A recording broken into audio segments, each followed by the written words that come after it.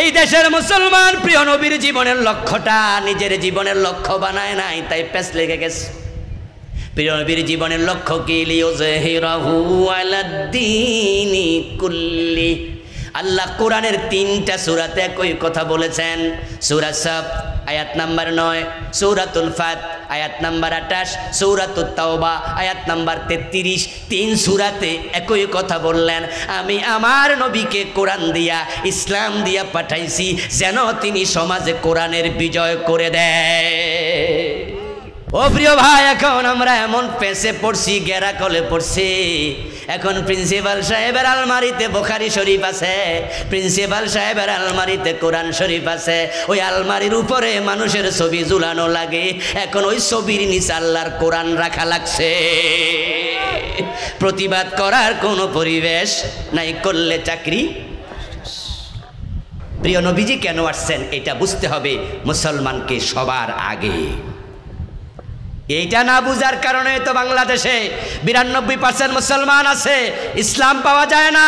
ইসলাম সমাজের কোথায় নাই, অর্থনীতিতে ইসলাম নাই, সমাজনীতিতে ইসলাম নাই, শিক্ষানীতিতে ইসলাম নাই, বরং নাস্তিকতা ঢুকতেছে দিন দিন।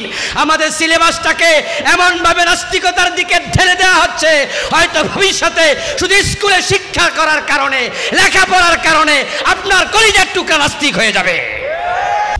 এখন প্রিয় নবী দুনিয়ায় কেন এসেছেন? এটা হচ্ছে রাসূলের জীবনের লক্ষ্যের সুন্নাহ। লক্ষ্য নির্ধারণ হবে আগে, কর্ম শুরু হবে পরে। এটাই হচ্ছে রীতি, এটাই হচ্ছে নীতি, এটাই সিরা, এটাই সূরা, এটাই সিস্টেম। এটা দুনিয়ার সব জায়গায়। আপনি বাড়ি থেকে বের হয়েছেন, বের হওয়ার পর আপনার একজন জিজ্ঞাসা করলো, ভাইজান কই যান? আর আপনি তখন বললেন যে কই যে যাই এখনো জানি না। তখন প্রশ্নকারী মনে মনে ভাববে ঘটনা কি, পাগল হইল কবে? এই অলরেডি জামা কাপড় পইরা, চুল আশ্রাইয়া, টুপি দাড়ি পাঞ্জাবি সাজাইয়া হে যাইতে গাছে হাইটা জিগাই কই যায়, কই নাকি জানে না কই যায়। নিশ্চয় আপনার ব্যাপারে ভাববে কিরে উনি তো সুস্থ মানুষ, কয় কি? কারণ আমরা যদি ঘর থেকে নিজের উঠানেও বের হই, এর পিছনে একটা লক্ষ্য থাকে। হয়তো আমরা ছাগল বের করছি ঘর থেকে, হয়তো গরুর জন্য একটু ঘাস কাটতে যাব, অথবা বাহিরে গরম লাগছে একটু হাওয়া খাইতে যাব, অথবা বাজারে যাব। সেই কোনো একটা কারণেই বের হব। এই জন্য লক্ষ্য আগে, কাজ হবে। এই যে আপনাদের এখানে ইনসাফ গার্ডেন সিটিতে ৫ তলা ৭ তলা ১০ তলা বড় বড় বিল্ডিংগুলো দাঁড়ায় আছে, কাজ শুরু করছে আগে না পরিকল্পনা আগে? প্রিয় নবীজি কেন আসছেন এটা বুঝতে হবে মুসলমানকে সবার আগে। এইটা না বুঝার কারণে তো বাংলাদেশে ৯২% মুসলমান আছে, ইসলাম পাওয়া যায় না। ইসলাম সমাজের কোথায় নাই, অর্থনীতিতে ইসলাম নাই, সমাজনীতিতে ইসলাম নাই, শিক্ষানীতিতে ইসলাম নাই, বরং নাস্তিকতা ঢুকতেছে দিন দিন। আমাদের সিলেবাসটাকে এমনভাবে নাস্তিকতার দিকে ঠেলে দেওয়া হচ্ছে, হয়তো ভবিষ্যতে শুধু স্কুলে শিক্ষা করার কারণে, লেখাপড়ার কারণে আপনার কলিজার টুকরা নাস্তিক হয়ে যাবে।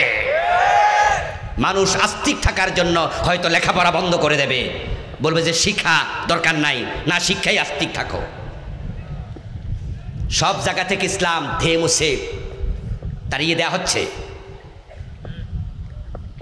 আগে একসময় মসজিদ ইসলাম ছিল, মাদ্রাসা ইসলাম ছিল, এখন মসজিদ মাদ্রাসাতে ইসলাম পাওয়া যায় না। হক কথা বললে ইমাম সাহেবের চাকরিটাও থাকে না। আজকের পত্রিকায় দেখলাম, ফেসবুকে দেখলাম, বাংলাদেশের একটা বিশ্ববিদ্যালয়ে ক্লাসে টিচার পর্দার হাদিস বলেছে, তাই ওই টিচারের চাকরিটা নট করে দিয়েছে। ট্রান্সজেন্ডার মতবাদের ক্লাস 7-এ পড়ায় ওই বইটার ৩-৪টা পৃষ্ঠা ছিঁড়ে ফেলেছে। ছিঁড়ে ফেললো কেন? ব্র্যাক বিশ্ববিদ্যালয়ে একজন শিক্ষকের চাকরি নট করে দিয়েছে। মাদ্রাসাগুলোতে ইসলাম ছিল, এখন আর নাই। হক কথা বললে প্রিন্সিপালের চাকরি থাকে না, প্রিন্সিপালকে ডমিনেট করছে। কামেল মাদ্রাসা, ফাজেল মাদ্রাসা, আলেম মাদ্রাসা, দাখিল মাদ্রাসা, প্রিন্সিপালের রুমে গিয়ে দেখবেন এক পাশে বেড়ার ছবি আর এক পাশে মহিলার ছবি ঝুলছে। ওই মহিলার চেহারা দেখা যায়, চুল দেখা যায়, নাক দেখা যায়, কান দেখা যায়, গলা দেখা যায়, হাত দেখা যায়। প্রতিবার তাকাবে প্রিন্সিপাল, মুহাদ্দিস, সবার কবিরা গুনাহ হবে। দোয়া করবে, রহমতের ফেরেশতা রুমে ঢোকে না, দোয়াটাও কবুল হওয়া বন্ধ হয়ে গেছে।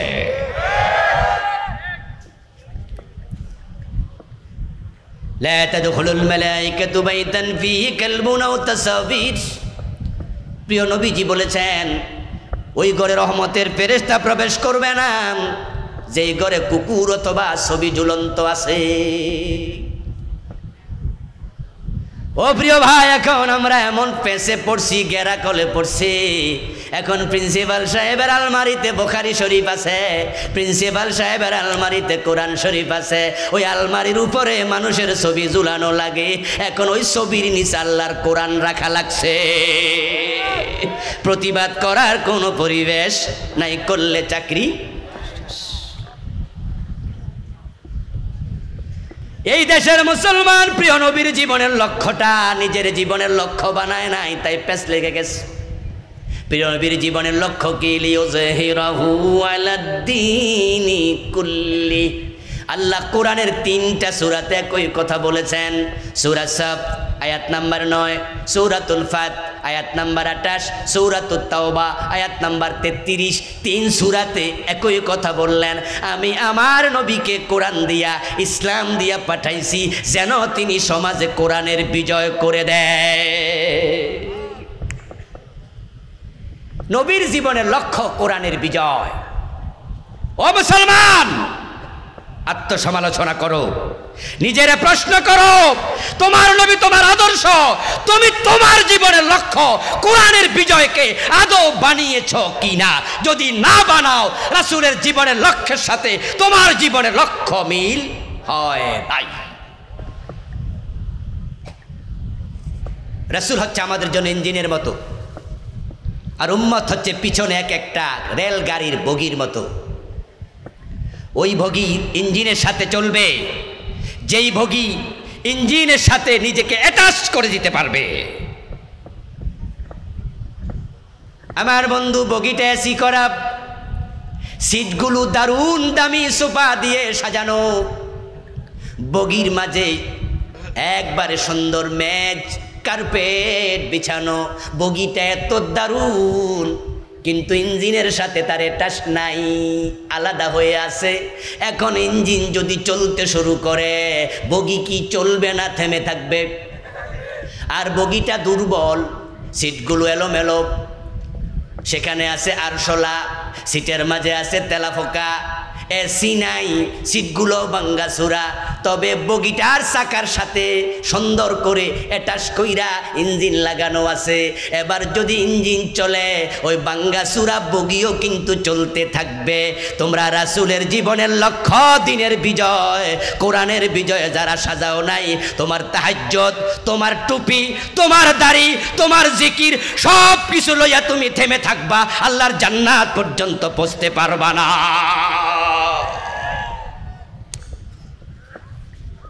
তাহাজ্জুদ পড়ে, 5 ওয়াক্ত নামাজ পড়ে, রোজা রাখে, মেসওয়াক করে, পর্দা করে, হারাম খায় না, সব ঠিক আছে, কিন্তু রাসূলের লক্ষ্য দিনের বিজয়, এই চিন্তাটা মাথায় নাই। এমন হাজার নামাজি বাংলাদেশে আছে না নাই? রাসূল জান্নাতে যাবে, তুমি থেমে থাকবে, যেতে পারবা না।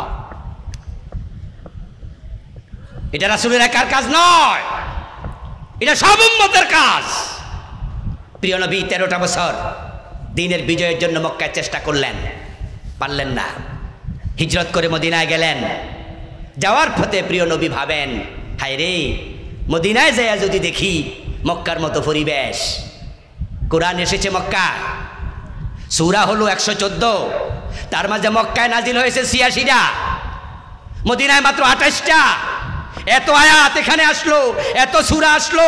23 বছরের নবী, 13 বছর মক্কায়, 10 জন আশারে মুবাশশারা, এই 10 জনই মক্কার, 4 জন খলিফা, 4 জনই মক্কার। কিন্তু দিনের বিজয় কি মক্কা হয়েছে না মদিনা হয়েছে? কারণ মক্কার সংসদে কোরআন নিয়ে আবু জেহেলরা রাসূলকে ঢুকতে দেয় নাই। যেই পর্যন্ত কোরআন সংসদ ভবনে যাবে না, ওই পর্যন্ত কোরআনের বিজয় হবে না, দিনের বিজয় হবে না। মক্কার লোকেরা বলেছিল, লা তাসমাউ লিহাযাল কুরআন ওয়ালগাউ ফীহি লাআল্লাকুম তাগলিবুন। কোরআন শোনো না, কোরআন যেখানে তেলাওয়াত হয় সেখানে গন্ডগোল লাগাইয়া দাও। প্রিয় নবী পরিবেশ পাননি মক্কায় দিন বিজয়ের, রওনা দিলেন মদিনায়। ভাবছেন সেখানে গেলে যদি সেখানকার সংসদ ভবনে আরেক আবু জাহেল বসে থাকে, লাভটা হবে কি হিজরত করে।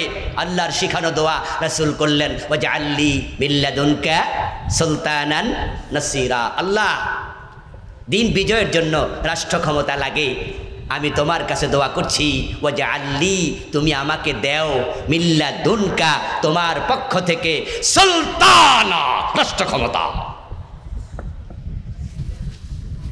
কোরআনের আয়াত, রাসূলকে আল্লাহ শিখাইছে দোয়া করো, রাসূল দোয়া করছে রাষ্ট্র ক্ষমতা দাও আল্লাহ। এই মুসলমান, আমি আপনাকে বলছি, আপনি নিজেকে প্রশ্ন করুন তো, বাংলাদেশে কোরআনের রাষ্ট্র ক্ষমতার জন্য আল্লাহর কাছে কয়দিন আপনি দোয়া করছেন? করেননি তো। প্রমাণ হলো রাসূলের সুন্নাহর সাথে জীবনের মিল নাই। নিজের তো মিল নাই, নিজে তো দোয়া করেনি না। আমরা যারা বলি আমাদেরকেও উল্টা কয়, হুজুররা আবার ক্ষমতার কথা কয় কেন? হুজুরদের রাজনীতি করা কি দরকার?